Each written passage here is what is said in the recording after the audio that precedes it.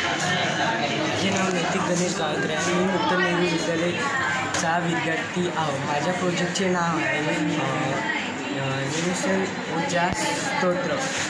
याच्यामध्ये आपण नॅचरलमुळे electricity generate केलेली आहे, जे वापरलेले आहे स्वतः.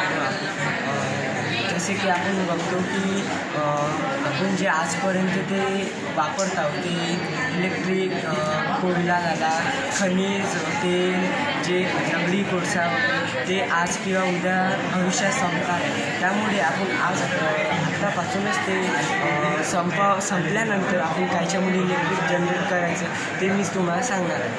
पहिले आपण सुरुवात करू पवन चक्की उंच जागेवर लावलेली असतात.